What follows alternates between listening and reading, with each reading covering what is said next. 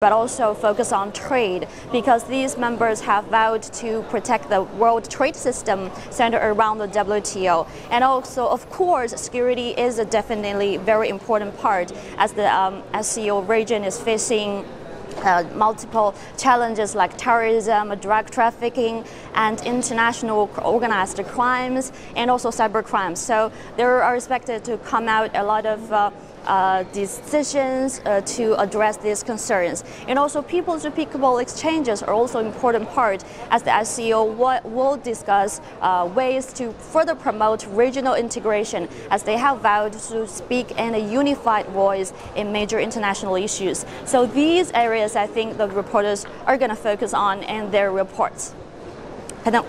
Thank you very much, our reporter Wu Guoxiu in Qingdao.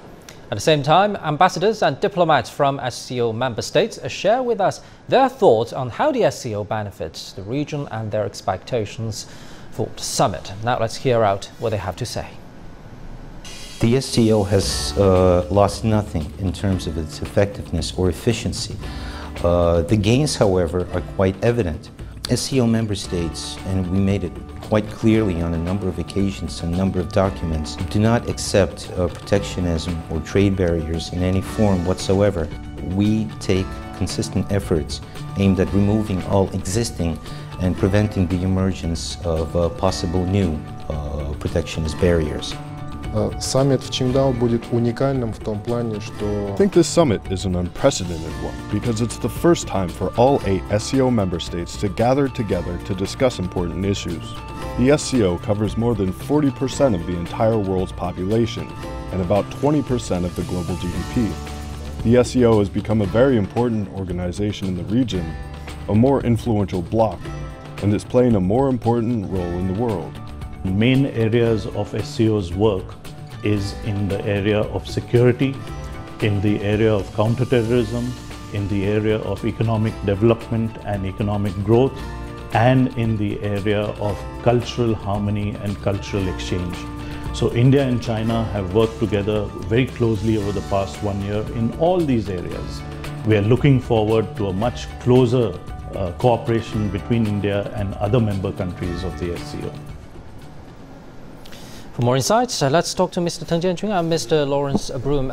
Gentlemen, the Shanghai Cooperation Organization started as an organization focused on security, but now it's the world's largest regional organization, focusing not only on security but also economic development and trust building across Eurasia. Bear in mind that this is the only international organization that's initiated by China and named after a Chinese city.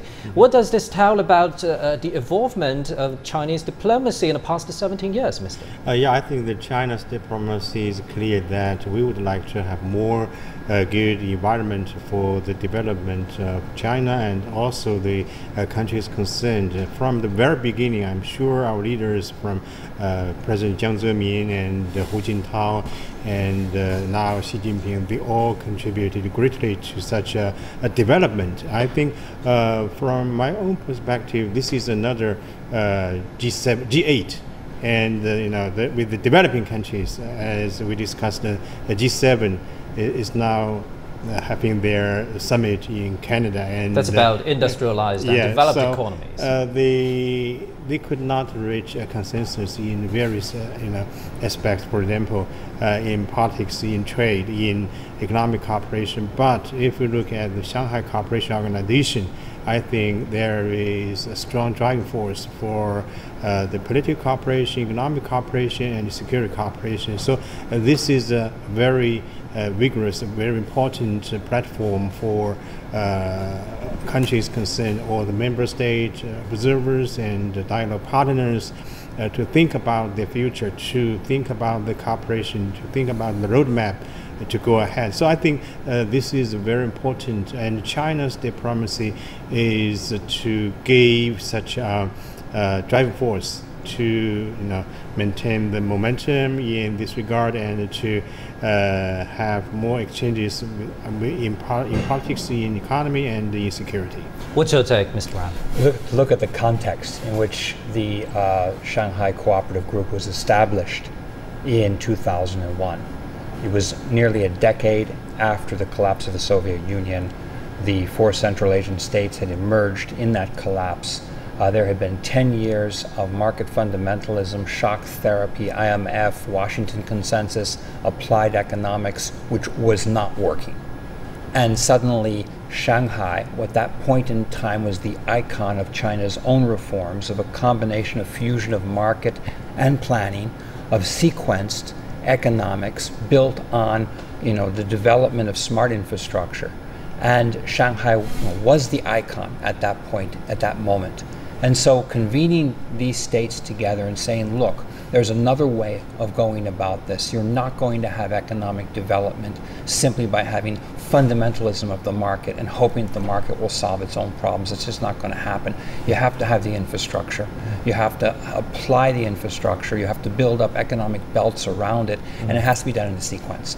And that was really the beginning of this collaboration. And from it, coming on now, in 2018, we see that the organization has grown, it has proven step-by-step consistency in applied economics and non-interference, but working together to resolve problems, builds a very, very strong trust.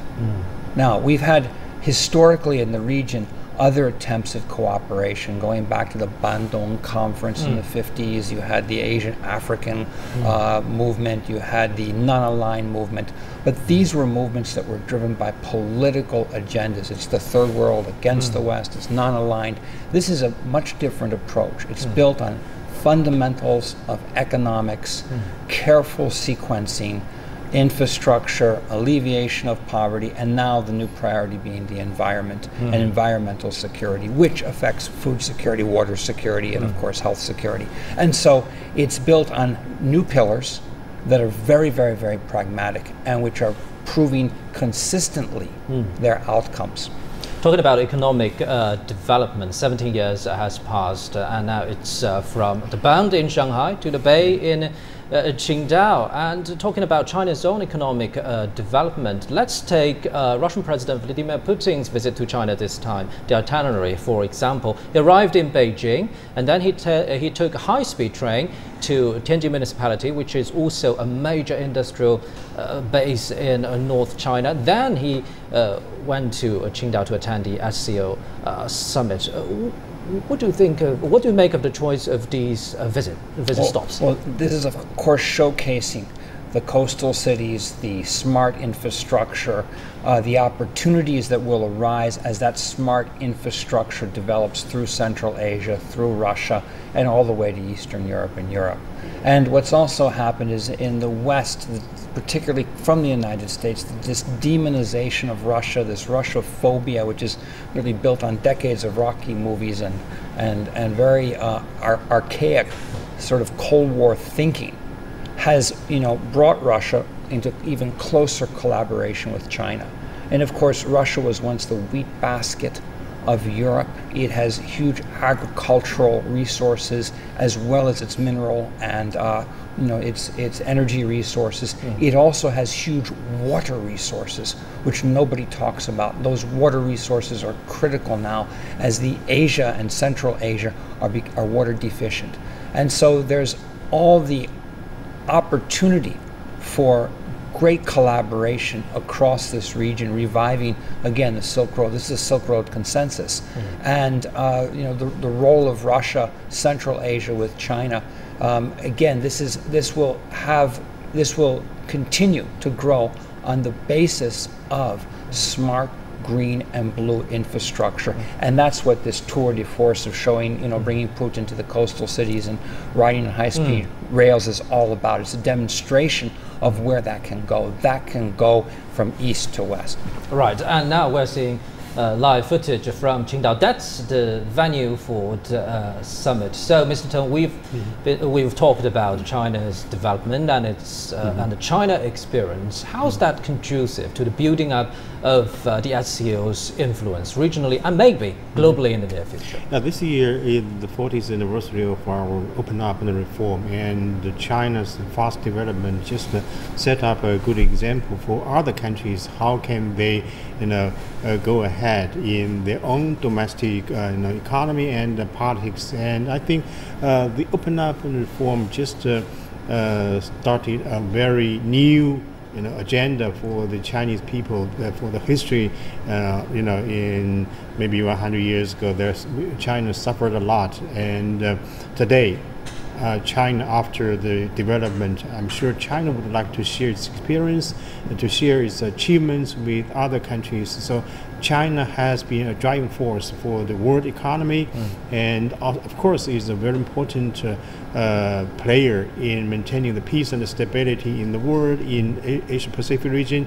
And the Shanghai Cooperation Organization is only one of the mechanisms China has participated in. So I think China's role is very important. China would like to share the experience and to share its achievement with other countries. And we know that the SCO is a multilateral platform, but bilateral cooperation within this framework is also very robust. I got some figures here from the year 2013 to 2017. China has imported goods from SCO members worth 340 billion US dollars, and Chinese business have invested nearly 15 billion US dollars to SCO countries. So what does this figure tell, Mr. Brown? It's a continued economic integration. That's what's happening here.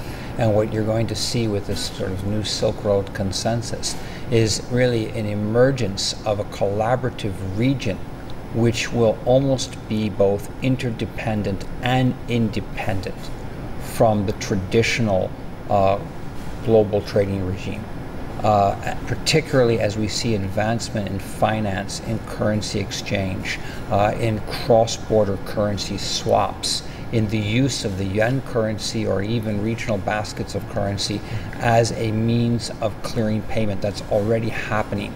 And as this continues, you'll see a tightening economic collaboration, which comes at a time when the administration of Donald Trump doesn't like you. They have tariffs here. Even in the case they wanted to have tariffs against China and said to Europe, you're our ally. Now they throw tariffs against Europe. So you have this kind of shake your hand, slap you in the face. I don't like you. I'm going to have sanctions. That is isolating the old, we used to call the new world order after World War II, is now an old world order. And it's becoming self-isolating. And this is a new integration. It's an unleashing of a connectivity that once existed for thousands of years. The Silk Road was the economic order. And it was only briefly broken by colonialism and post-colonialism, and by a technology change at the time, which was high-speed shipment, which suddenly made the old trade routes, the camel routes and the horse routes, slower. Now we have high-speed rail systems, which changes all that. Those rail systems are going to be faster than the ocean routes. And suddenly the Silk Road is back, and with it is all the economic integration, the trade, and barriers will come down. They'll come down both through organizations like the SCO, but they're also going to come down naturally. And the SCO as an organization can coordinate policy and find out areas where those blockages need to be unlocked. And with that, you're going to have only more trade, more exchange of ideas as well. And of course, the advancements in technology which are going on between Russia, India, China. This is a whole world that's about to open up. So trade-wise, the potential is definitely huge. But what do you make of the current structure? Do you think it's balanced or imbalanced? Right now, it's been, of course, imbalanced because China has traditionally been the factory of the world and the exporter. But labor costs in China are going up, and a lot of the industries that China traditionally commanded, like textiles or toys, or these are all moving out. They're moving to Bangladesh, they're moving to Vietnam, they're moving further, and the populations of South Asia, Central Asia, and remember, this is connecting all the way over. Iran's also participating as an observer. This is going to, link up all the way to the Middle East and North Africa. And so what's going to happen is a lot of the traditional manufacturing industries, things that China dominated, are going to go out because labor costs are rising. China is going to take a different role. It's going to be the investment banker of the region as opposed to the manufacturer of cheap products. Also a leader in AI and technology, together with India, Russia, quantum communications. All of these are areas that are going to have a new synergy. A lot of our work with Himalayan Consensus in India, people say, well, what about the China competition? And of course, there's things that China does very well. Construction, very quick, very fast, very efficient. In terms of, internet, there's, areas where China leads. However, there's areas where India leads. Service industries, consulting industries, processing of ideas, processing of information, outsourcing. These are areas where you build synergies. So I turn to a lot of the investors from the region. They say, what do we do in China? I said, don't enter the dragon, to use an old sort of Bruce Lee movie, phrase. Follow the dragon, where China's infrastructure goes. In that elasticity of economic development is all the opportunity. And that's going to be opportunity for Central Asia, for Russia, and as Europe comes into this, hopefully in the future, an opportunity as well. Thank you very much, gentlemen. Now let's cross live to the eastern Chinese city of Qingdao. You're watching live footage from the venue of the 18th SCO Summit. Chinese President Xi Jinping has enter the venue to welcome leaders of SCO member states as well as observer countries and dialogue partners. Also, Mongolian President Batatuluk.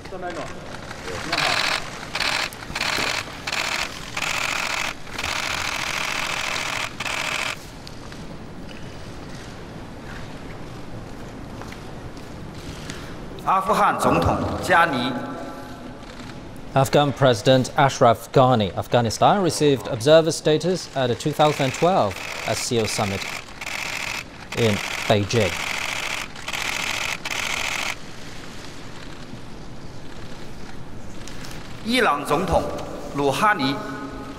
Iranian President Hassan Rouhani. Iran has observer status in the SCO and applied for full membership on March the 24th, 2008. And China has announced its full support for full membership.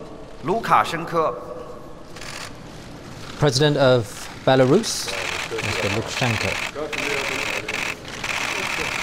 Belarus applied for partner status in the SCO in 2008 and was promised Kazakhstan support towards the goal. Now, Belarus is a dialogue partner of the SCO.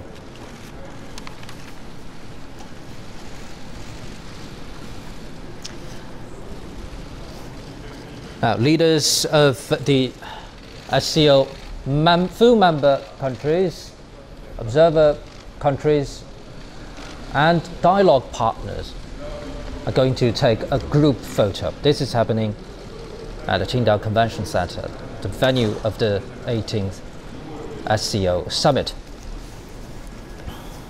And leaders of Mongolia, Belarus, Afghanistan, and Iran have all arrived. And earlier, 8 leaders of full members arrived, and they've already met for a small-scale meeting.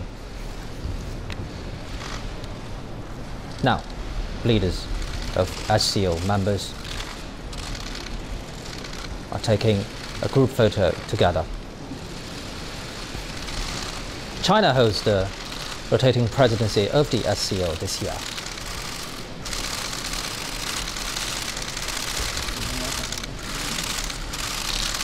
Chinese President Xi Jinping is going to host a large-scale meeting of the SCO very soon, and he's also expected to deliver a keynote speech at that gathering.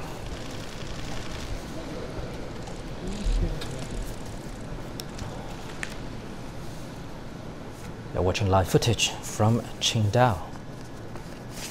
That's the venue for the 18th SCO Summit. So, gentlemen, we can see that the influence of the SCO is definitely expanding. 8 full member states now and 4 observer countries, as well as 6 dialogue partners. Do you think the SCO will continue to expand, Mr. Teng? Yeah, I think the expansion of SCO is still on its way to go ahead, and because this is a very important platform for all the countries concerned to be a member state or to be an observer state or to dialogue partners. So I think we should have such a reciprocal attitude toward the organization. This is an organization open to every country if that country is qualified to be a member state of Shanghai Cooperation Organization. But there should be some rules and principles for the newcomers, and I'm sure there also should be some consensus among the member state now.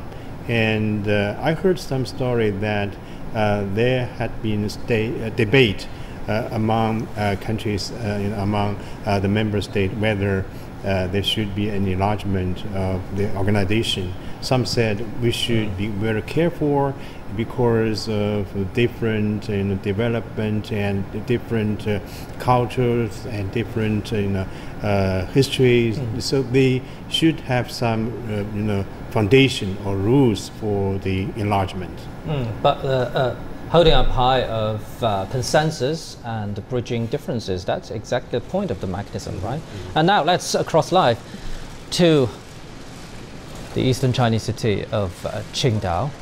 Chinese President Xi Jinping, the host of this year's summit, and leaders of SCO members have entered the conference hall. A large-scale meeting of the SCO is about to start soon. And this meeting will include 8 full member states, 4 observer countries and 6 dialogue partners, as well as representatives from international institutions like the UN, IMF, World Bank, ASEAN, CICA, and Commonwealth of Independent States, etc.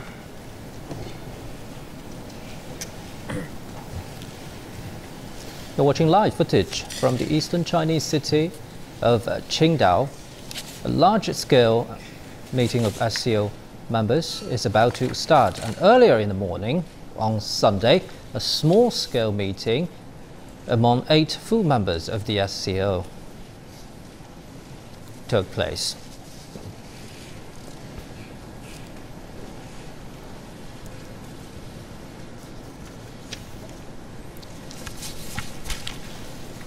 You're watching live footage from the eastern Chinese city of Qingdao. Large-scale meeting among leaders of SCO. Now let us start the plenary session.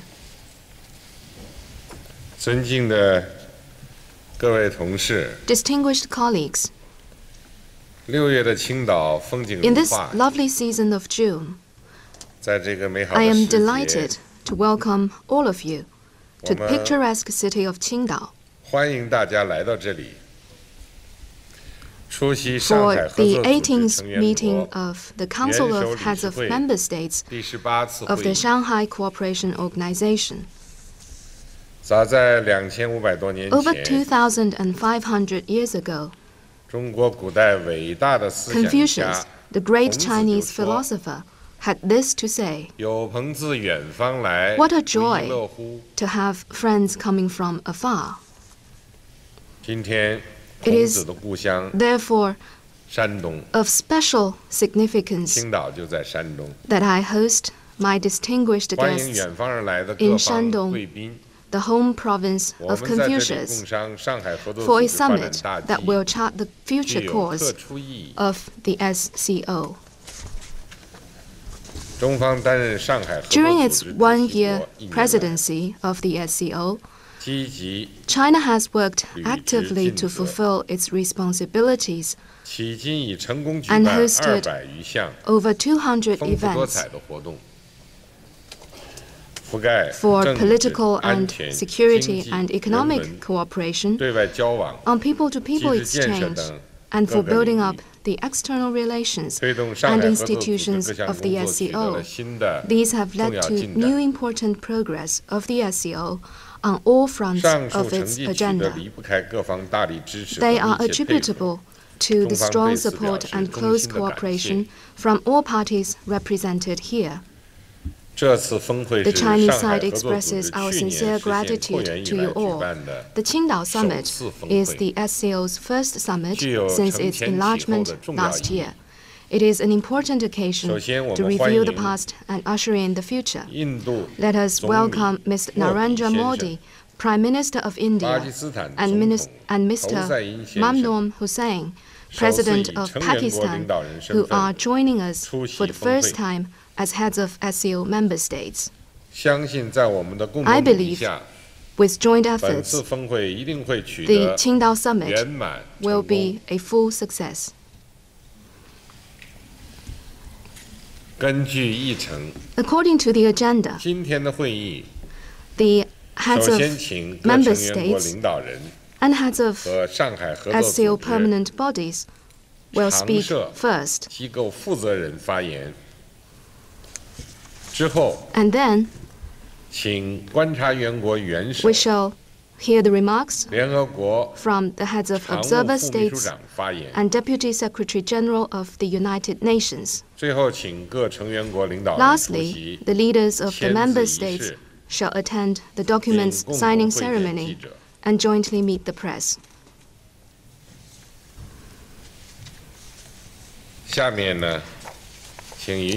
Now let me deliver my remarks on behalf of China.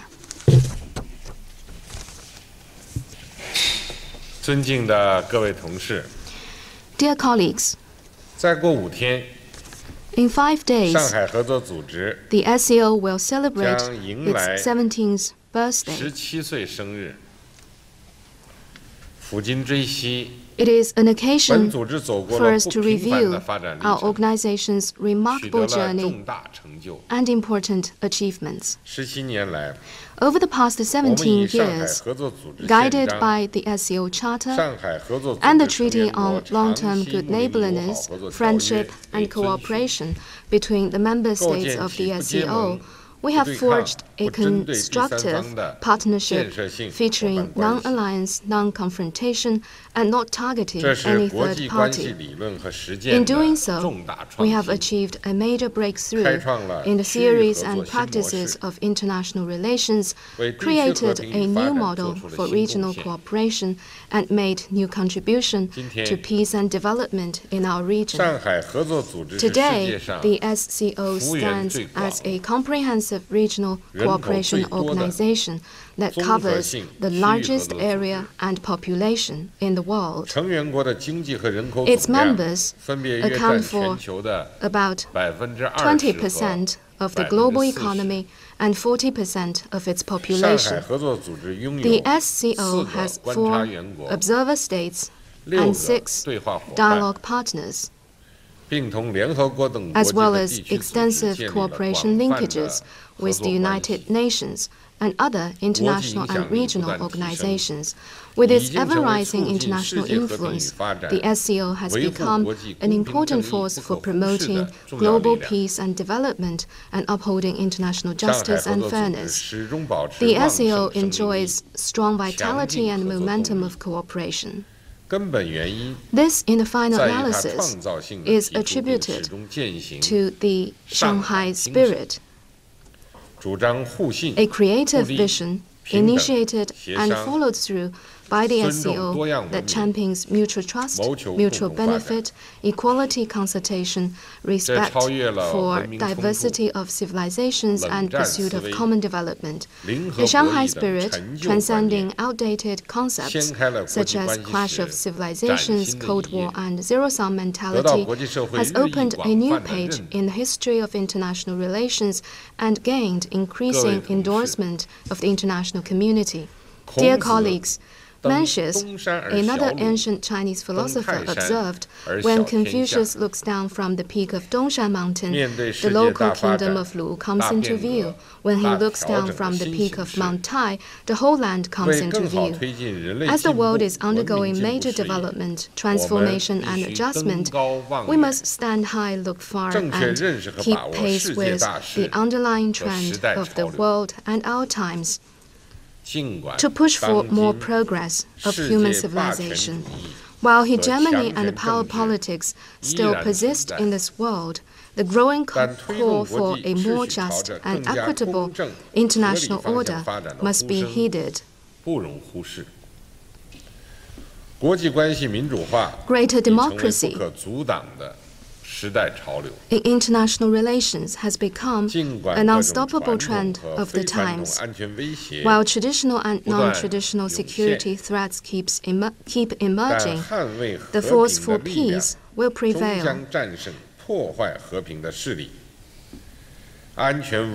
For security and stability are what people long for. While unilateralism, trade protectionism, and backlash against globalization are taking new forms, in this global village of ours, where countries' interests and future are so interconnected, the pursuit of cooperation for mutual benefit represents a surging trend. While we keep hearing such rhetoric as the clash of civilizations or the superiority of one civilization over another, it is the diversity of civilizations that sustains human progress. Indeed, mutual learning between different cultures is a shared aspiration of all peoples. Dear colleagues, the world today faces both opportunities and challenges. The road ahead, bumpy as it may be, will lead to a promising future. We should stay committed to the Shanghai spirit, surmount difficulties, diffuse risks, and meet challenges head-on. We should uphold innovative, coordinated, green, open, and inclusive development, achieve coordinated social and economic progress of various countries, and resolve issues caused by unbalanced development. We should bridge the gap in development and promote shared prosperity. We should pursue common, comprehensive, cooperative, and sustainable security. We should reject the Cold War mentality and confrontation between blocs and oppose the practices of seeking absolute security of oneself at the expense of others. This is a sure way to achieve security of all. We should promote open and inclusive cooperation for win-win outcomes. We should reject self-centered, short-sighted, and closed-door policies. We should uphold WTO rules and support the multilateral trading system so as to build an open world economy.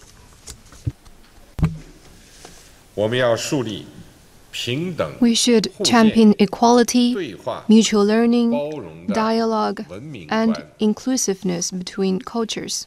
It is important that we overcome cultural misunderstanding through exchanges, overcome cultural clash through mutual learning, and overcome cultural supremacy with coexistence.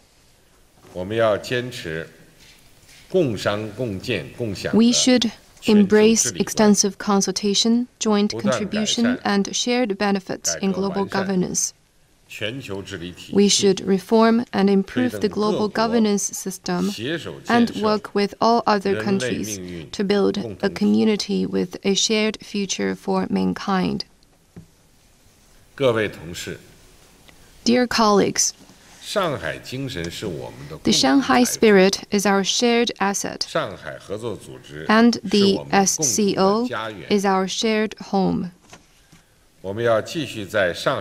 We should, guided by the Shanghai spirit, work closely to build an SCO community with a shared future, move toward a new type of international relations, and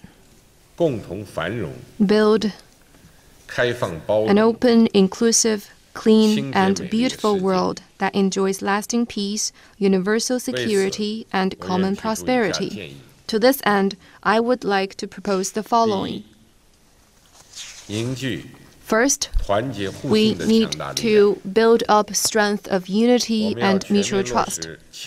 We should ensure full implementation of the Qingdao Declaration, the outline for the implementation of the Treaty on Long-Term Good Neighborliness, Friendship and Cooperation, and other documents. We should respect each other's choice of development paths and accommodate each other's core interests and major concerns. We should enhance mutual understanding by putting ourselves in others' positions and boost harmony and unity by seeking common ground and setting aside differences. This will enhance the cohesion and appeal of our organization. Second, we need to strengthen the foundation for shared peace and security.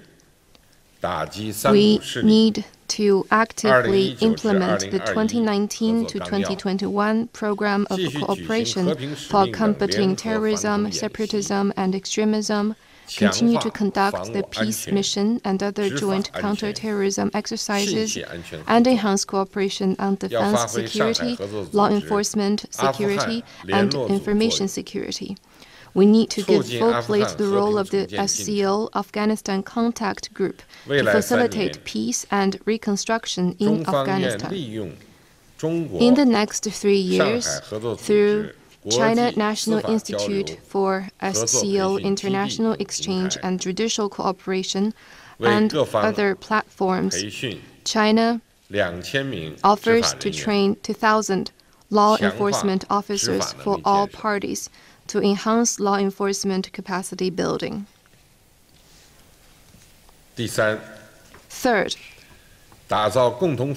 we need to build a powerful engine to achieve common development and prosperity.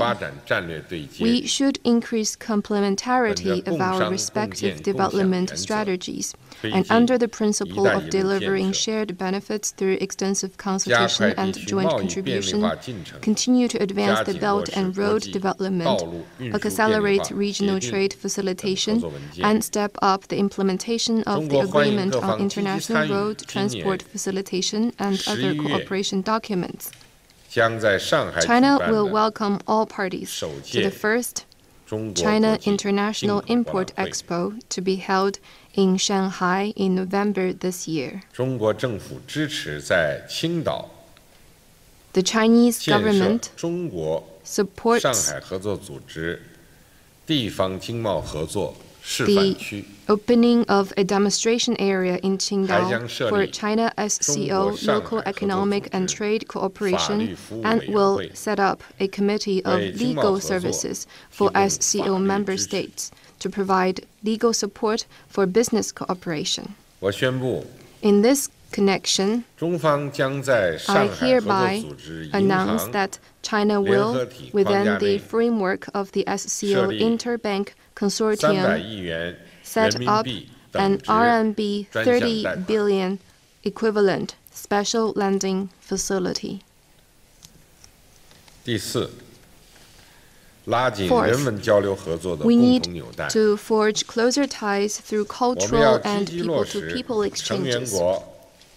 We should actively implement the outline for environmental protection cooperation and other documents, ensure the continued success of such well-recognized programs as the Youth Exchange Camp, and secure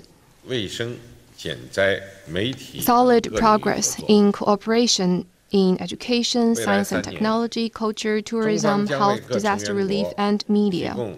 In the next 3 years, China will provide 3,000 training opportunities for human resources development of SCO member states to enhance public understanding of and support for the SCO family. China offers to provide meteorological service to all parties using its Fengyun 2 weather satellites. Fifth, we need to expand partnership networks of international cooperation by intensifying exchanges and cooperation with SCO observer states, dialogue partners, and other countries in our region, by enhancing partnerships with the UN and other international and regional organizations, and by engaging in dialogue with the International Monetary Fund, the World Bank, and other international financial institutions, we can contribute our share to resolving hotspot issues and improving global governance. Dear colleagues, thanks to the support and assistance of all the other SCO member states over the past year, China has completed its SCO presidency and hosted this summit. Here, I wish to express my sincere thanks to you all. China will maintain active, practical, and friendly cooperation with other SCO member states to ensure the full implementation of the consensus at this summit and support Kyrgyzstan in its SCO presidency. Let us join hands to create an even brighter future for the SCO. Thank you. That is my statement. I now give the floor to Prime Minister Modi of India.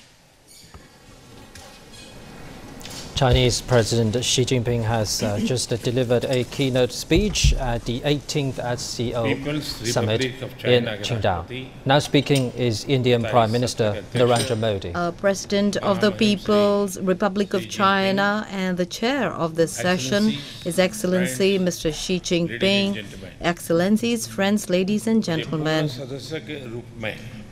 I am extremely pleased to represent India here at the SCO Summit for the first time as a full member. We attach great importance to the last 1 year in understanding well the role of this organization and the opportunities to contribute to it that we got in the last 1 year. For thousands of years, the geographical region represented by the SCO has been a source for inspiration for physical, scientific, philosophical, spiritual, and cultural progress for the whole world. Gautam Buddha and Confucius, Emperor Ashoka and the Tang dynasty, Samarkand and Bukhara, Nalanda and Takshila, Hyun-Sang and Kashyap Matang, Al-Biruni and Aryabhat, Mahatma Gandhi and Tolstoy, Rumi and Kalidas. There are countless great people who have nourished the minds of mankind all over the world, just like the Ganges and the Volga nourished its people. The fragrance of these flowers of our shared legacy fill the air everywhere in the world, because thousands of years ago, our ancestors filled geographical distances with the bridges of communication and cooperation. Today, once again, we are at a stage where physical and digital connectivity is changing the definition of geography. And this is the reason why connectivity in the SCO region and with our neighboring countries is a priority for India. We welcome such new connectivity projects that are inclusive, sustainable, and transparent, and those that respect the sovereignty and regional integrity of nations. Our commitment in this region is visible in our active participation in prominent projects like the International North-South Transport Corridor, Chabahar Port Development, and the Ashgabat Agreement. The history of our region is witness to the fact that connectivity does not merely mean physical communication. The human side is equally important. Hence, people-to-people relations and exchange of ideas should be matters of equal priority for us.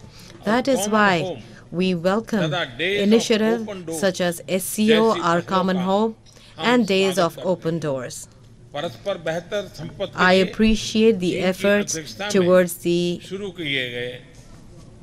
SCO Film Festival and the SCO Work Heritage Exhibition started under the presidency of China, which is aimed at better mutual communication. Out of the foreign visitors to India, only 6% are from SCO state. This number can easily be doubled. Awareness regarding our shared and prosperous legacy can increase tourism between the SCO countries. And for this, we plan to organize an SCO food festival and a shared Buddhist heritage exhibition in India.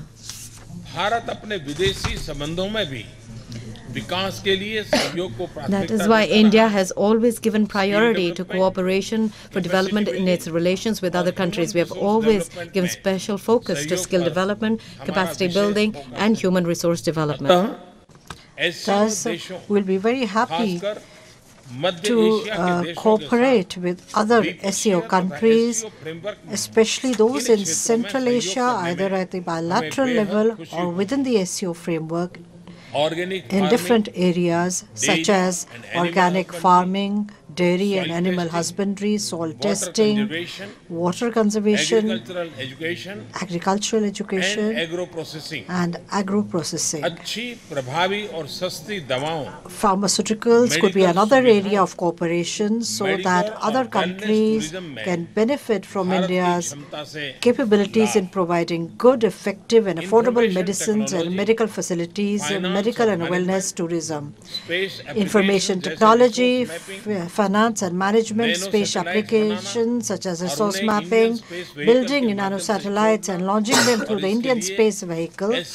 And for this, cooperation with university students from SCO countries, training for personnel from SCO countries in the field of petrochemical engineering, and cooperation in areas of advanced environment protection technologies, renewable and clean energy, and energy efficiency, and within the framework of the International Solar Alliance. Excellencies, I would like to touch upon another important subject.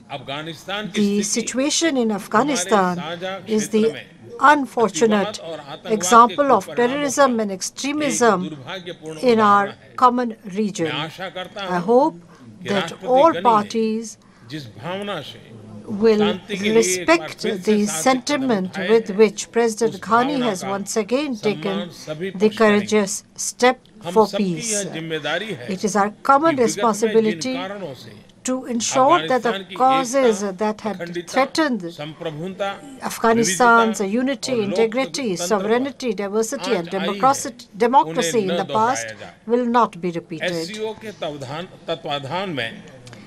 India will play a constructive and active role in the contact group established for Afghanistan under the auspices of SCO. Excellencies, security is our top priority. In order to ensure comprehensive security in our region, I believe there are 6 dimensions. These can be summed up in the English word secure, S-E-C-U-R-E as an acronym, wherein S stands for security of our citizens, E stands for economic development for all. C is connecting the region. U is unite our people.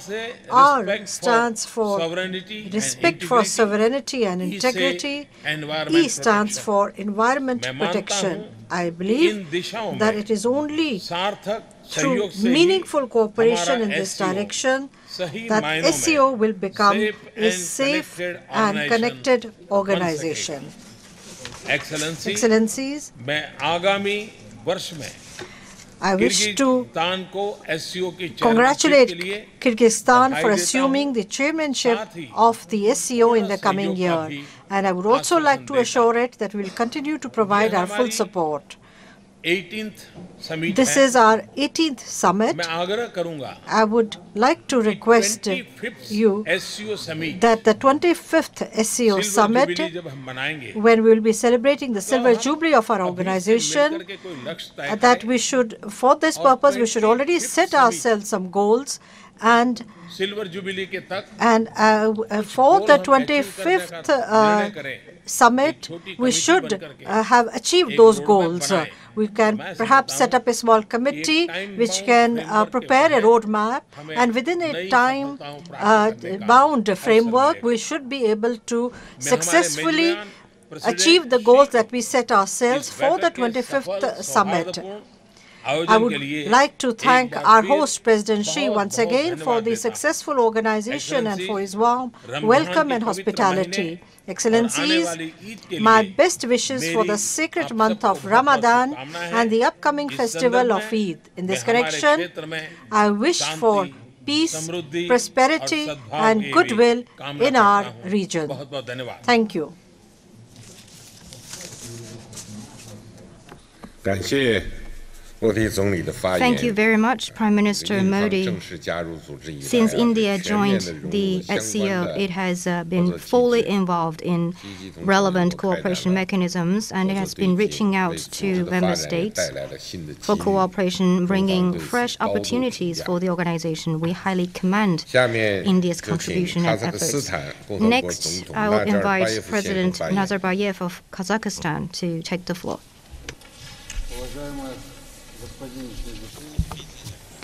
Your Excellency President Xi Jinping, distinguished heads of SCO member states, ladies and gentlemen, first I would like to thank President Xi Jinping for the warm hospitality, and I want to thank China for its excellent arrangements for this SCO Summit. I believe this SCO Summit, held after the enlargement of SCO in Astana Summit, will be a full success and help promote SCO's development. Dear colleagues, for my speech, I would like to talk about some cooperation priorities. First, the strategic priorities of the SCO shall remain on political dialogue for greater political mutual trust and development of the organization. We therefore support the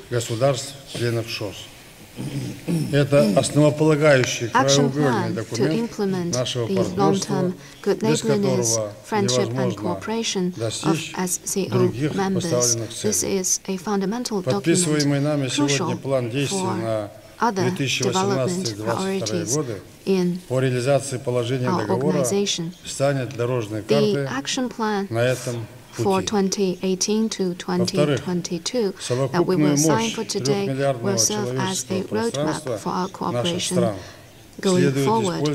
Second, we need to tap into the potential of SCO member states to enhance economic cooperation. In this regard, there is a vast potential. What is important is to ensure good implementation of trade and investment projects and expand them from bilateral to multilateral projects. We also support the initiative about financial modernization. We must fully leverage the role of SCO Business Council and Interbank Consortium. In his remarks, President Xi Jinping stressed the importance of enhancing people-to-people and cultural exchanges, and Prime Minister Modi also raised important proposals in this regard. I think the Secretariat should summarize what they have proposed. Certainly nowadays, many people are talking about the emergence of strategic currency and currency baskets. We therefore need to discuss the matter of local currency settlement in SCO member states. I think after the Qingdao Summit, the central banks of the member states can have a meeting and formulate the related roadmap. Fourthly, given the fourth industrial revolution, the digital revolution and technological revolution are very real. I think it's important for us to set up a platform for communication on this front. Fifthly, the infrastructure connectivity projects can help enhance the economic development of SCO member states that will also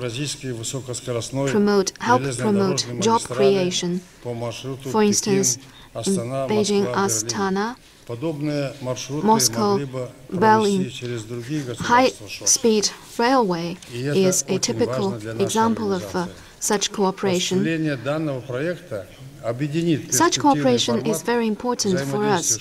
Projects like this one can help build up the synergy of cooperation between SCO and Eurasian Economic Union. And sixthly, at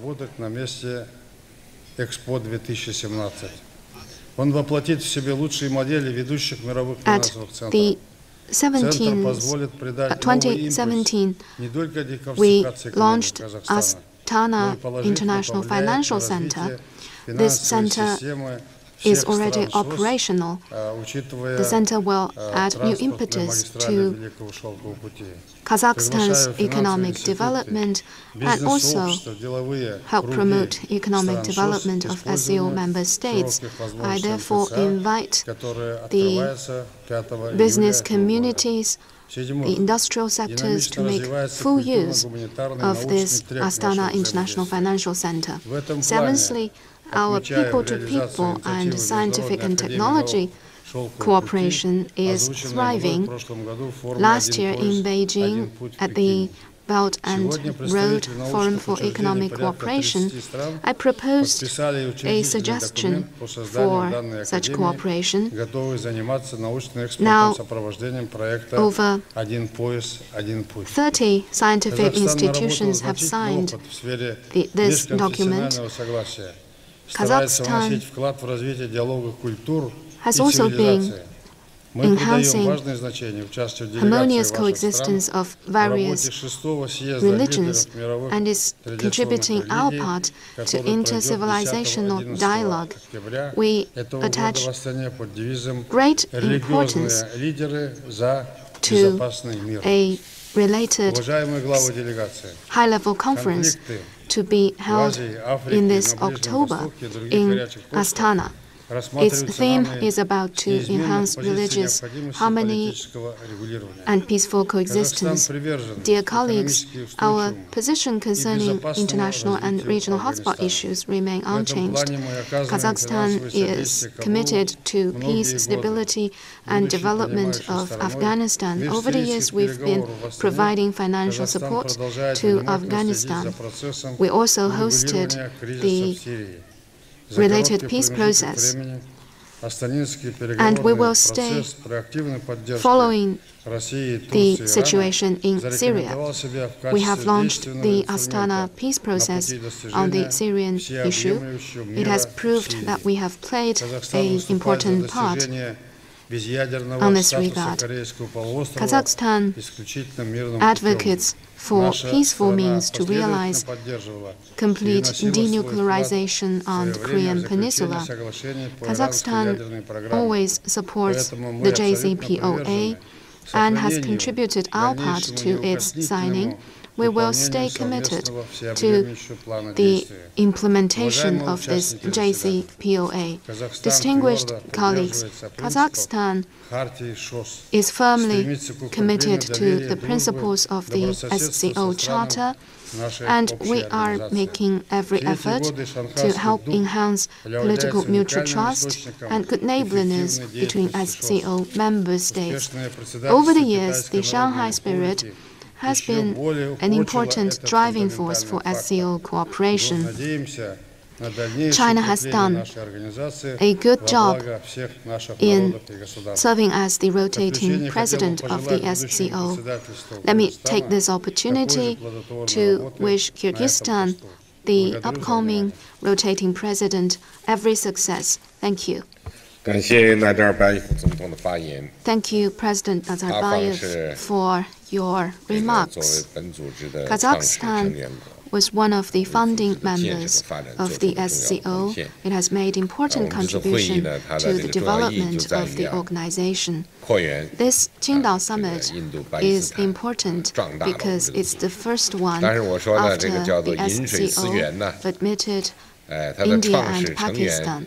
But we need to think about those early days of our organization, and that will always remind us of the contribution of Kazakhstan. It's been 17 years that the SCO has been established. I look around the table, I see 3 leaders who were here with us in the founding of the SCO, President Nazarbayev, President Putin, and President Rahmon. We should express our high regard to you. Our next speaker is President Zhembekov of Kyrgyzstan. Your Excellency, President Xi Jinping, colleagues, at the outset, I wish to thank President Xi and China for hosting such an excellent Qingdao Summit and for the warm hospitality accorded to all of us. I also wish to welcome Prime Minister Modi and President Hossein for attending the summit for the first time as heads of full member states. This summit is a new starting point for us, with the admittance of India and Pakistan. Now our organization has become the largest organization that covers 60% of the territory and over 30% of the population. The SCO has gone from strength to strength, and its responsibilities on its shoulder are also much bigger. In the financial, economic, and legal dimensions, we have identified the future course of this organization. Now the international environment is quite complex. That has implications for state-to-state relations and for this organization. The SCO should play its bigger role in upholding regional peace and stability. It should help us to better address the 21st century challenges and problems. We hope that member states will coordinate positions on pressing international issues. Now, Central Asia with its own political importance and geographical advantage, is receiving higher attention. In the meantime, we're also facing some challenges threatening our security. One of them is the instability in Afghanistan. We're all close neighbors of Afghanistan, and we cannot stand by idly. We support the Afghan government and people in restoring peace, maintaining stability, combating terrorism, extremism, and separatism, and in upholding security. Kyrgyzstan stands ready to work with others to implement the series of agreements on agricultural, transport infrastructure, and other areas of cooperation. We have taken an active part in Central and South Asia electricity power line. Now, work is well underway. It's almost completed. We would like to work with Tajikistan to export power or electricity to Afghanistan. Given what's happening in the Middle East, peace and stability of our region is all the more important. In recent years, with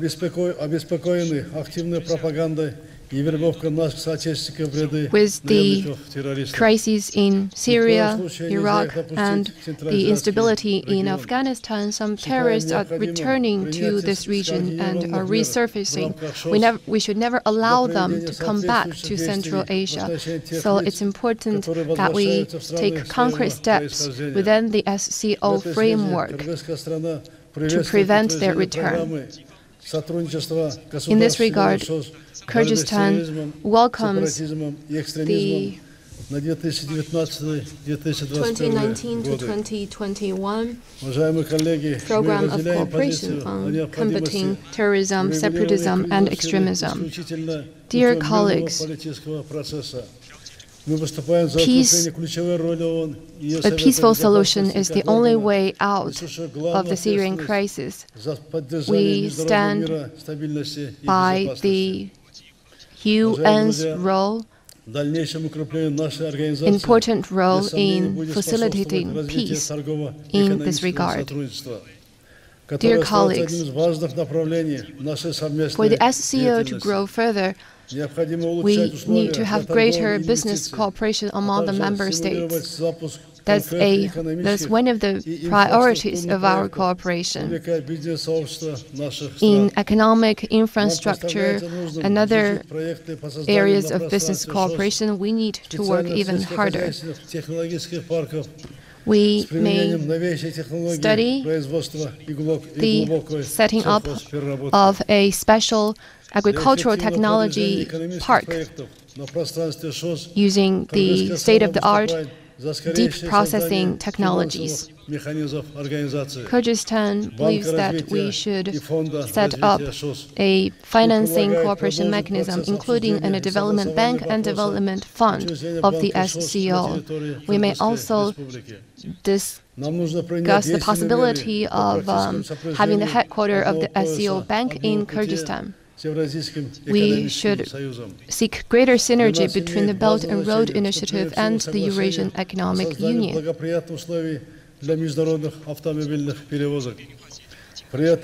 We attach great importance to the early entry into force of the Transportation Facility Agreement of the SCO member states, and we should adopt the road development plans. We hope for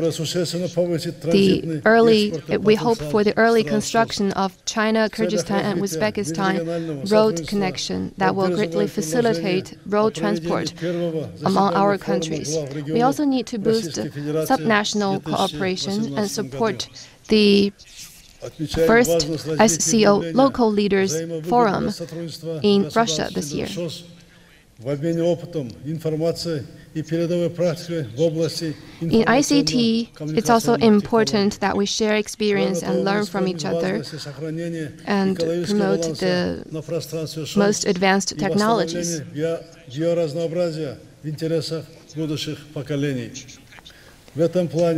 We also need to preserve ecology among our member states to bring benefits to our future generations. We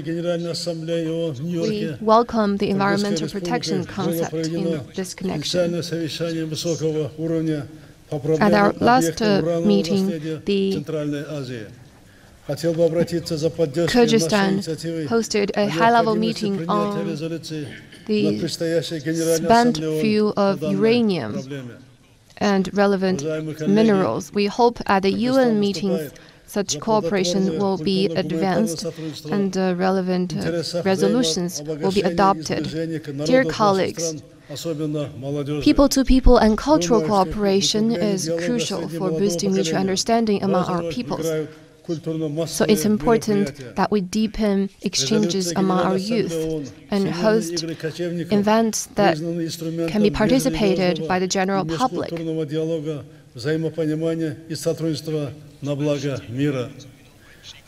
The World Noman Games, sports games, is very important. It will be held from September the 2nd to the 8th in Kyrgyzstan. The third of such sports games will be held in Kyrgyzstan.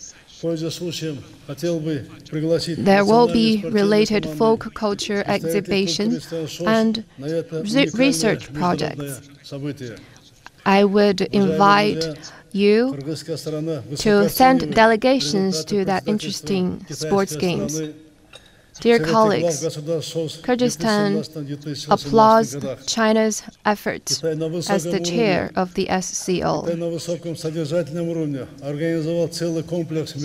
China has hosted a lot of wonderful events which have helped to deepen our cooperation. And China has also deepened our cooperation on new mechanisms.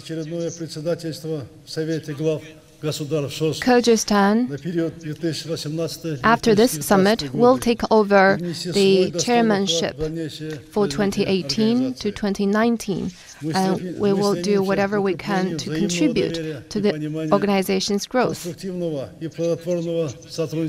During our chairmanship, we will continue to work to deepen the political mutual trust and carry out fruitful practical cooperation. We will host the next summit on June the 14th and 15th in Bishkek next year. We will follow through on the 2025 action plan and other documents. It's important that we deepen economic cooperation and implement key investment projects. We should advance the building of SCO Development Bank and Development Fund and facilitate transportation among us. We'll continue to support the Belt and Road development and greater connectivity among us. We hope to speed up the building of China, Kyrgyzstan, and Uzbekistan railway. We should make good use of the local leaders' meeting to carry out a multi-party cooperation. Combating separatism, terrorism and extremism, drug crimes, and transnational organized crimes is also one of our priorities. So it's important that we have confidence-building measures along the border. Once again, I wish to reaffirm that Kyrgyzstan will follow the values of the SCO and carry forward the Shanghai spirit. Thank you. Thank you, President Zhambekov, for your remarks. Since, Mr. President, you took office, you have paid high attention to the SCO cooperation. China applauds that. In your remarks, you put forward many ideas in deepening our cooperation and advancing the organization's future growth.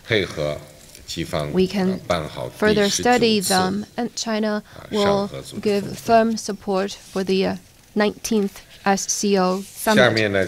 Now I will invite President Hussein of Pakistan to make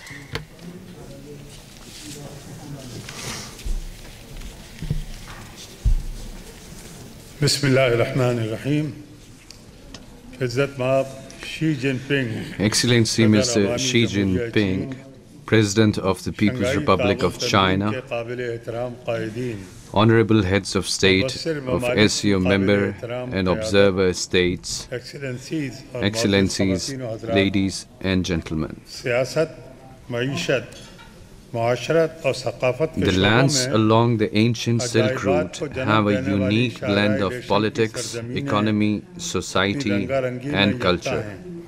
These lands are realms of majestic mountains, singing rivers, vast deserts, and ancient epic tales, and are known for their ethnic and linguistic diversity. Throughout history, this huge multilingual, multi-ethnic and multicultural population has been sharing similar perspectives and values.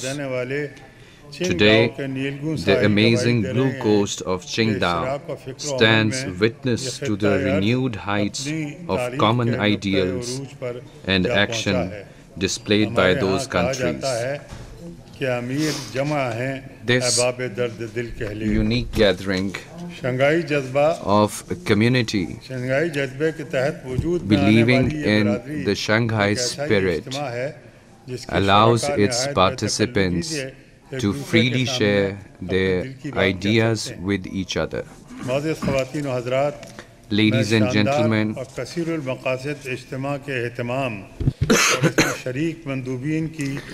I thank the Chinese people, government, and His Excellency President Xi Jinping for organizing this important and multi-purpose summit. Their warm welcome and hospitality have made SCO leaders feel at home and afforded us an opportunity to focus our attention on important discussions on regional security and prosperity. In order to mark this momentous occasion, Pakistan has issued a special commemorative postage stamp. Ladies and gentlemen, SCO occupies a unique place among international organizations established for regional security and prosperity. Within a short span, it has become a platform for exemplary interstate and people-to-people cooperation in the fields of economy, trade, regional security, connectivity, and sustainable development. Ladies and gentlemen, peace and stability in Afghanistan is a shared concern of SCO member states. We believe this is only possible through an Afghan-led and Afghan-owned peace process. The reactivation of SCO's contact group of Afghanistan is a welcome step. For its part, Pakistan will continue to lend full support for promotion of peace and reconciliation in Afghanistan. We have welcomed President Ghani's initiative for unconditional offer of peace talks to the Taliban and his offer of ceasefire, which has been reciprocated. This is a positive development.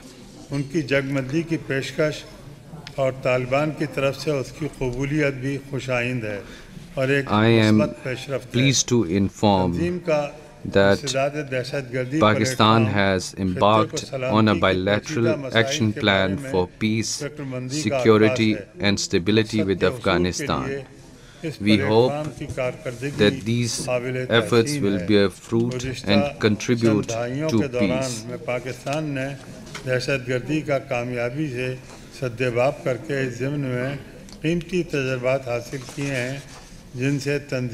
SCO's regional anti-terrorism structure is an expression of our concerns on extremism and terrorism.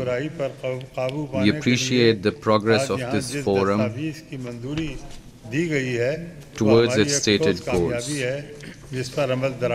Drug trafficking is also a serious challenge. I believe that the adoption of decisions on this issue at today's summit is a great achievement, and its implementation would contribute to our efforts to control the menace of illicit drugs in the region. 2 years ago, when Pakistan signed its Memorandum of Obligations to SCO, our responsibilities promptly increased. I'm pleased to inform that we have been successful in meeting these responsibilities in a timely manner. This could not have been possible without the complete and unwavering support of our fellow SCO member states, SCO Secretary General and the Director of the Executive Committee of SCO RATS. Improvement of law and order situation in Pakistan over the past few years has provided a secure environment for investment and business.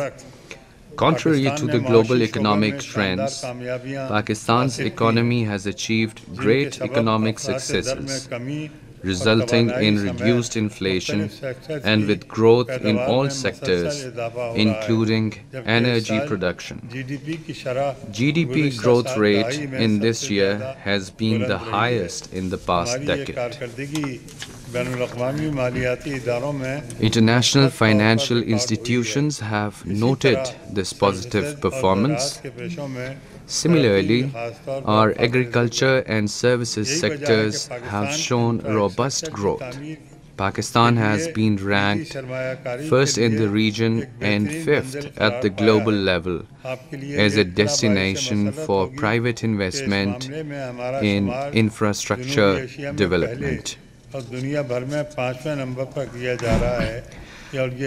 Our strategic location, access to the Indian Ocean and huge consumer market has further enhanced these opportunities.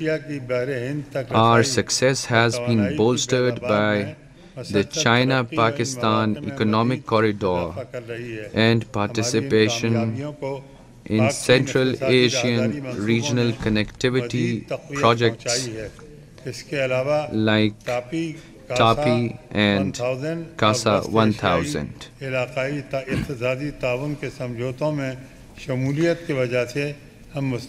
We expect the upward trajectory in our growth rate to continue.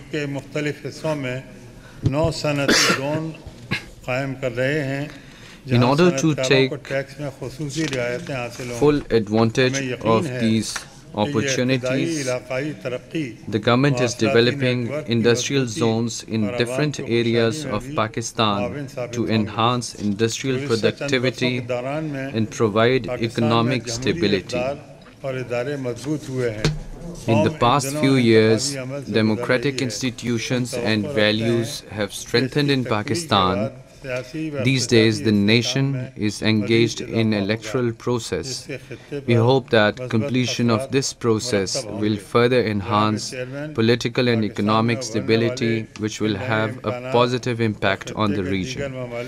Mr. Chairman, the natural, human and technical strengths of SCO countries coupled with our progress in different fields provide new opportunities for accelerating our collective prosperity.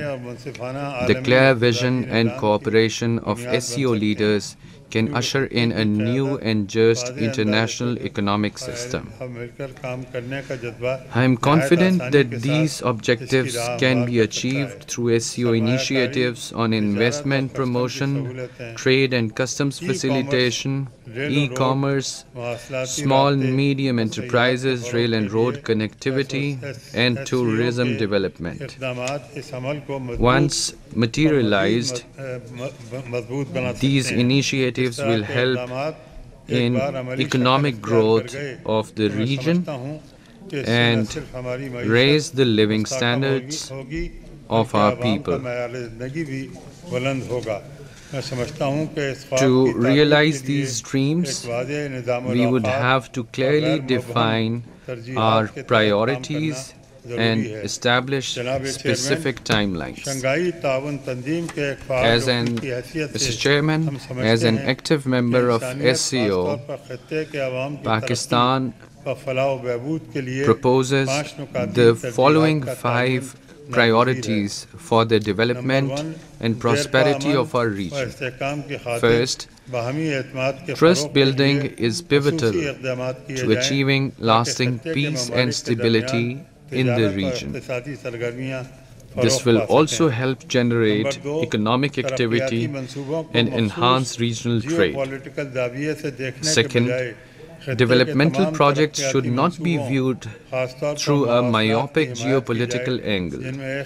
We should wholeheartedly support all regional development and connectivity projects, including the Belt and Road Initiative and its flagship project, the China-Pakistan Economic Corridor.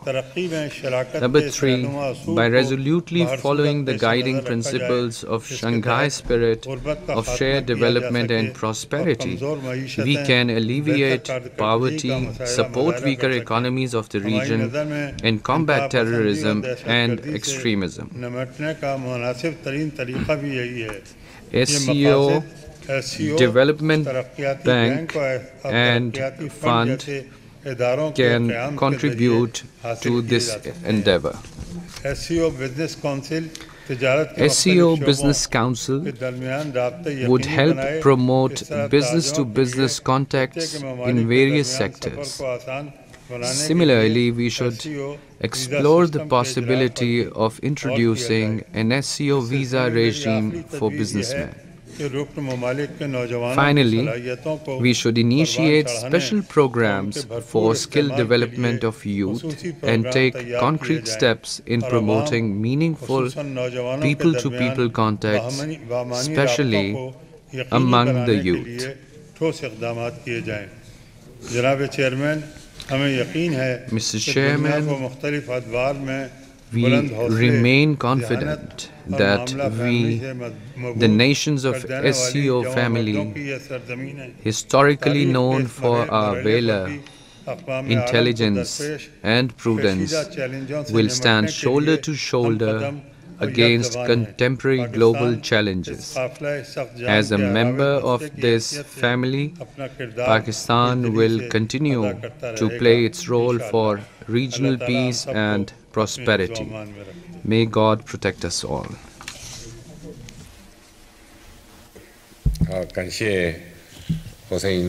I want to thank President Hussein for his remarks. Since joining the SCO officially, Pakistan has been an active participant of cooperation in various areas and has coordinated very closely with other member states. We appreciate Pakistan's active involvement. Now I'll invite President Putin of Russia to take the floor. Thank you, Mr. President, dear colleagues. I share the view expressed by other colleagues that the Shanghai Cooperation Organization is developing successfly. After India's and Pakistan's accession to SCO, whose leaders take part for the first time here today as full-fledged members of SCO, our organization has become even stronger, has broadened its borders and capacities. I would emphasize that priority in cooperation within the SCO is combating terrorism. The program on countering terrorism, separatism, and extremism that we adopt today outlines the main guidelines for cooperation in the sphere for the next 3 years. It envisages joint exercises and counter-terrorism operations and a closer exchange of expertise and operational information. We hope that SCO Youth Council will be actively involved in the efforts aimed at preventing the involvement of young people in terrorism activities. SCO priorities also include assistance in political and diplomatic settlement of conflicts next to SCO member states' borders. The situation in Afghanistan requires our special importance. I agree with those colleagues who have already mentioned it. It is important to jointly combat the terrorist threat proceeding from Afghanistan. We need to curb production and transit of drugs. We should assist Afghanistan in national reconciliation, economic recovery, and stabilization. Significant results in combating terrorism have been achieved in Syria. Thanks to concerted efforts by Russia and the Syrian government, Iran, Turkey, and other partners, and including Kazakhstan, terrorist activity in this country was crushed, thus paving the way for political settlement. I would like to underscore, dear colleagues, that the government of Syria controls today the territory with 90% of Syrian population. Damascus abides by agreements achieved by the Congress of Syrian National Dialogue in Sochi in January. Damascus has sent proposals on the composition of participants of the Constitution Committee to prepare Syria's new fundamental law. Thus, dear colleagues, the government of Syria fully meets its obligations and has demonstrated its willingness to have a political dialogue. Now it's up to opposition. The ball is in its court. Well, of course, our countries cannot but be worried about the developments around the Iran's nuclear program. U.S. withdrawal from the Joint Comprehensive Plan of Action can further destabilize the situation. Russia is in favor of consistent and unconditional implementation of JCPOA. On our behalf, we'll continue meeting all of our obligations. The problem of the Korean Peninsula has a significant impact on the security situation in the SCO space. We are positive about the willingness of Pyongyang, Seoul, and Washington to achieve a comprehensive settlement of crisis through dialogue and talks in line with the roadmap proposed by Russia and China. Within the SCO, we should continue providing assistance to normalize the situation in the region. Russia welcomes the forthcoming summit between the US and North Korea and would also like to underscore great contribution of the People's Republic of China into resolution of crisis on the Korean Peninsula. Dear colleagues, an important area of SCO's work is developing mutually beneficial economic ties between our states. Trade and investments are growing. We facilitate joint access of goods and services. We improve customs clearance, eliminate excessive administrative barriers. We launch joint projects in energy, transport, agriculture.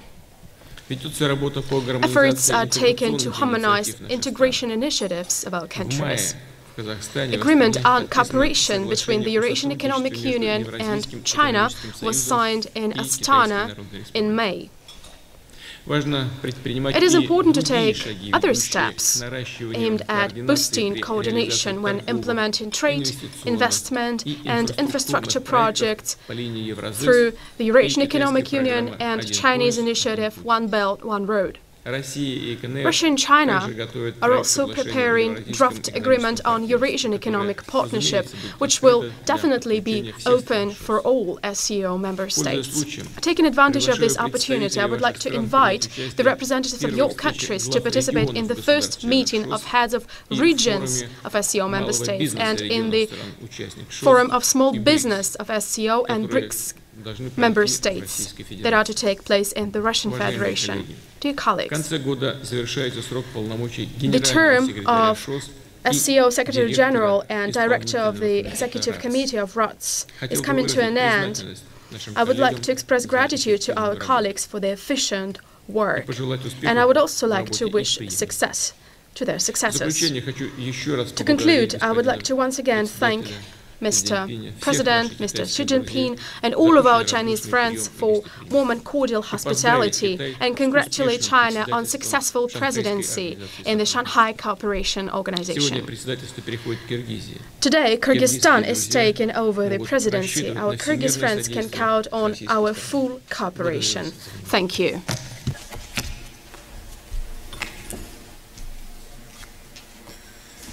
Thank you, President Putin, for your remarks. In our restricted meeting, you talked about many proposals for cooperation. In your speech right now, you expounded on important positions on SCO's development and international and regional hotspot issues. It's important for us to enhance communication and coordination, and therefore provide more support to regional countries in upholding security and promoting prosperity. Our next speaker, Mr. Rahmon, President of Tajikistan. Уважаемый господин председатель, уважаемые коллеги, прежде всего выражаю искреннюю признательность Dear colleagues, first of all, I want to express my heartfelt thanks to President Xi Jinping for his outstanding leadership in chairing this summit. We also thank the Chinese side for the warm hospitality. We speak highly of China's presidency of the SCO.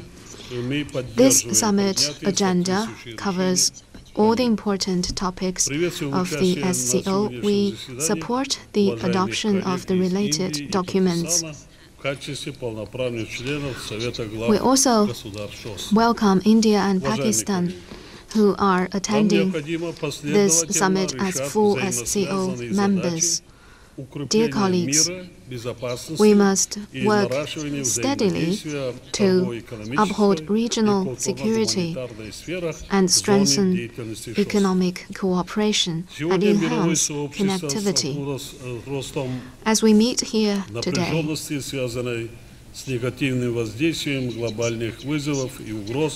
there are various security challenges in the world. Tensions are building up in many different parts of the world. Therefore, we must resolve security issues.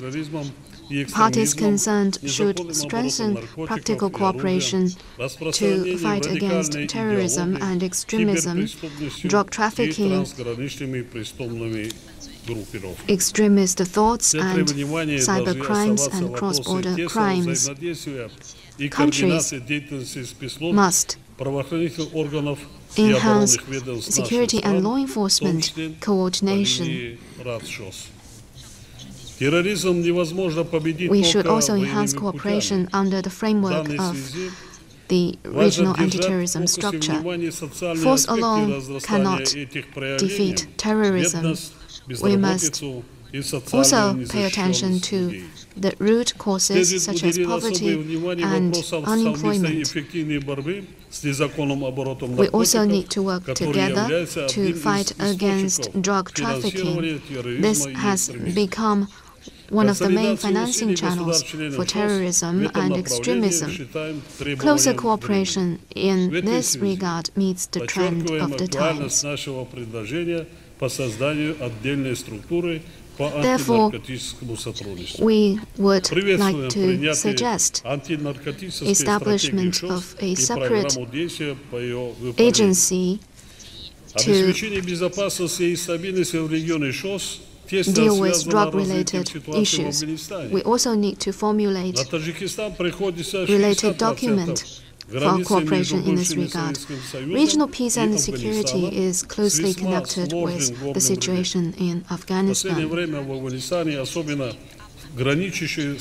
About 60% of the borders between the former Soviet Union countries and Afghanistan are in Tajikistan, and there are mountainous regions. Recently, Taliban has become more active in these border areas, and this could pose grave challenges to us all. Given all these factors, it's important for us to enhance cooperation and support Afghanistan in fighting against terrorism. We should make better use of the SCO Afghanistan contact group in enhancing cooperation on this front. We also need to support Afghanistan in promoting social and economic progress. We also believe that the future of Afghanistan should be decided by the people of Afghanistan. Tajikistan supports the related efforts for peace and reconciliation in Afghanistan. Dear colleagues, the international economic landscape still faces many uncertainties. In the SCO, therefore, we need to enhance economic cooperation, expand trade ties, and fully implement cooperation projects. The SCO cooperation should always be a priority in regional cooperation initiatives. We need to set up a united transportation system in the region. With this in mind, we need, first and foremost, implement those projects of upgrading roads and railways, build a regional transport corridor. As the region is unlocking its market potential, we also need to deepen cooperation in this area and promote interconnectivity. On climate change, we need to develop new energy. Tajikistan has rich water resources. More irrigation projects can help reduce pollution and greenhouse gas emission. This is very important and can help us deliver grain development. In terms of agriculture, we need to ensure food security, use innovative technologies to develop agriculture. We need to fully leverage the role of the SCO Business Council and Interbank Consortium. Tajikistan supports greater cooperation under the regional financial framework. We support setting up a specialized SCO financial institution. We also need to enhance people-to-people cooperation in an effort to bring our peoples closer. We also need to promote tourism cooperation. This will help stimulate domestic development and enhance people-to-people friendship. In this regard, Tajikistan has made its national strategy and designated this year a year of tourism in Tajikistan. In conclusion, I want to thank all parties for speaking highly of the work of Secretary General Alimov, who is from Tajikistan. The SCO institutions will have some new staff. We support the naming of Mr. Norov as the new Secretary General of the SCO Secretariat. We also support the designation of the new Director General of the Regional Anti-Terrorism Structure. We congratulate Kyrgyzstan for taking over the rotating presidency. Thank you. Mr. President Rahmon, I thank you for your remarks. Over the years, Tajikistan has proposed many good and constructive suggestions for SCO's development, making important contribution to the SCO's development. In your speech, you have further expounded on your views related to the issues concerned. We need to give them serious thinking. Our next speaker, Mr. Mirziyev, President of Uzbekistan.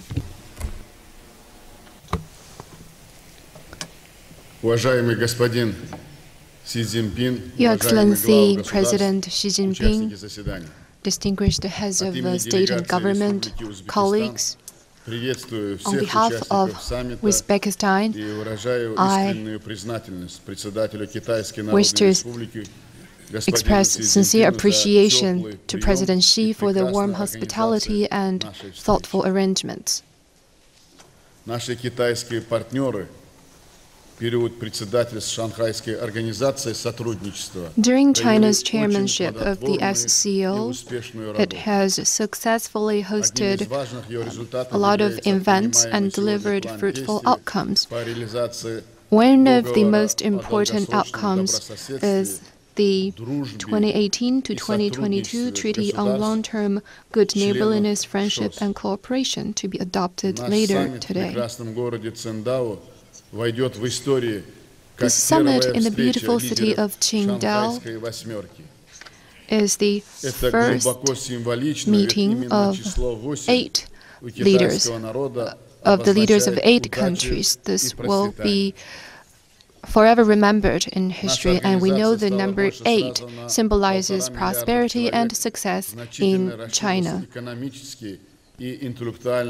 There is huge potential in SCO as it admits new members. It gained another population of 1.5 billion. The inclusion of India and Pakistan will offer new opportunities for deepened cooperation. The SCO has been an important mechanism in upholding security in the Eurasian continent and boosting development. We're convinced that the SCO will achieve even greater success. Dear colleagues,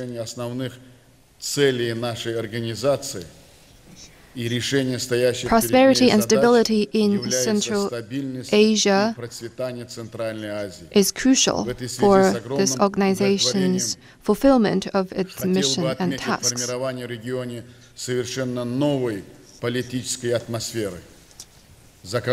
highly satisfied with the positive political environment in this regard. We have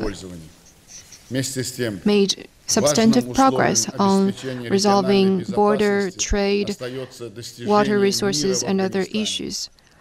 We're also facilitating peace and development in Afghanistan, which is essential for regional security. With your support, not long ago, the Tashkent Conference on Afghanistan was held. The conference calls for unconditional start of peace talks at an early date. We believe that within the SCO Afghanistan Contact Group, we will make even greater contributions to peace and stability in Afghanistan. Dear colleagues, within the SCO framework, we have come a long way, but the potential remains to be tapped. I suggest that we focus on the following areas. First, We need to increase the general public, especially the young people's immunity to terrorism and extremism. We have a joint appeal to youth, and the adoption of its implementation outline will help us in that regard. We appreciate your support on that initiative. We hope that the SCO Youth Council will take the lead in implementing that outline, and we will take an active part in that regard. I suggest that we develop and adopt a UN treaty or international treaty on the protection of the rights of youth. And second, we also need to step up business cooperation.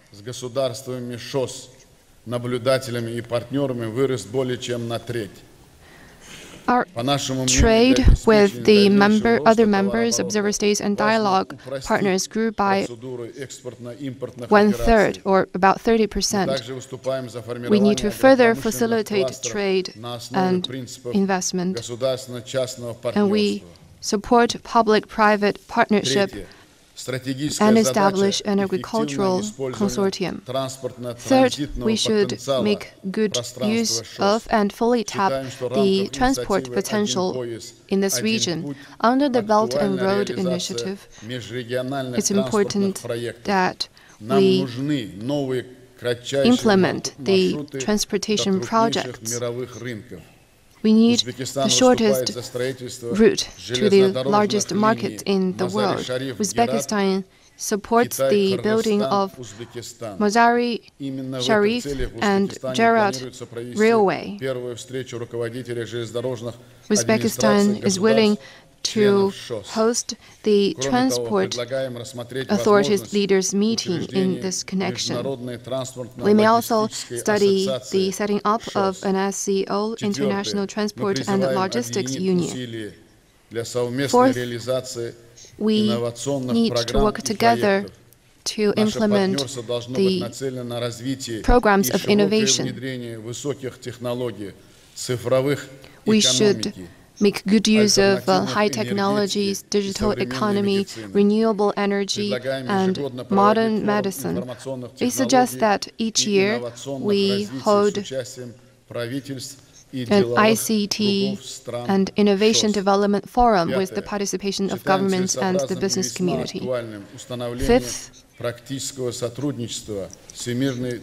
we can have practical cooperation with the World Tourism Organization. This is highly relevant.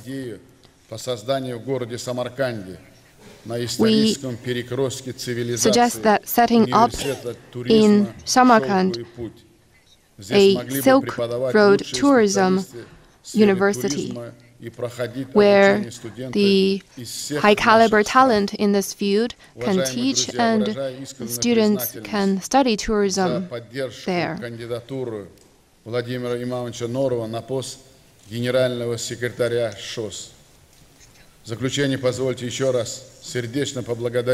I also wish to express appreciation to the Secretary General of the SCO and Director of RUT. Once again, I wish to thank President Xi for hosting this historic summit, and thank you for your personal contribution.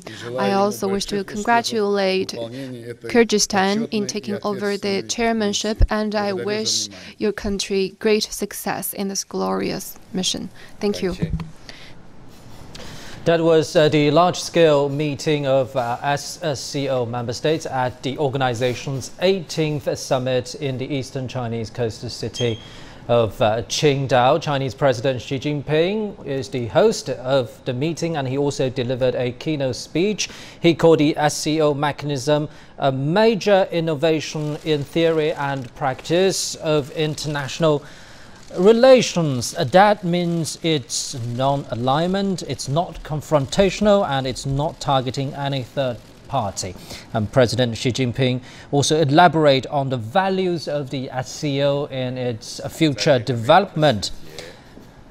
President Xi Jinping also made 5 proposals for the group's future development as well. And Indian Prime Minister Narendra Modi and Pakistan's President Hussein also spoke at the occasion. India and Pakistan were participating this year's summit for the first time as full members, and the two countries' leaders both mentioned the Afghanistan issue, but they raised different approaches to solve it. And also Russian President Vladimir Putin spoke earlier at the meeting. He touched upon the Afghanistan issue as well, but he also mentioned the issues, security challenges in Syria, and issues like the DPRK and Korean Peninsula situation. Interestingly, he also revealed that Russia and China are going to issue a plan regarding Eurasian development. You're watching a special coverage on CGTN on the 18th summit of the SCO. Stay with us.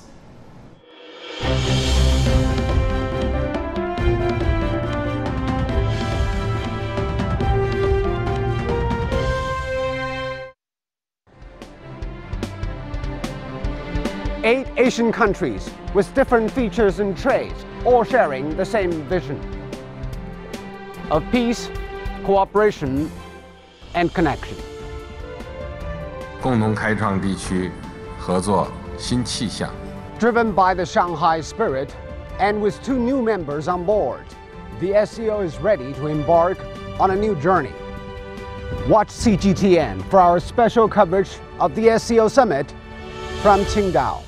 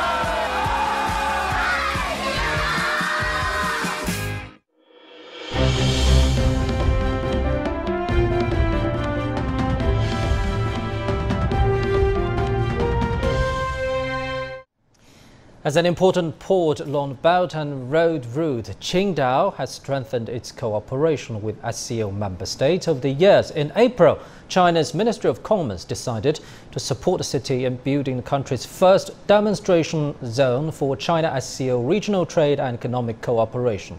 Chinese President Xi Jinping touched upon this topic during his keynote speech. 中国政府支持在青岛 The Chinese government supports the opening of a demonstration area in Qingdao for China-SCO local economic and trade cooperation, and will set up a committee of legal services for SCO member states to provide legal support for business cooperation. In conjunction with this, I hereby announce that China will set up an 30 billion RMB equivalent special lending facility within the framework of the SCO Interbank Consortium. Chinese President Xi Jinping has also called for closer ties through cultural and people-to-people exchanges. He laid out some actions which will be in place to support this initiative. 未来3年，中方将为各成员国 In the next 3 years, China will provide 3,000 training opportunities for human resources development of SCO member states to enhance public understanding of and support for the SCO family. China offers to provide meteorological service to all parties using its Fengyun 2 weather satellites. 为各方提供气象服务。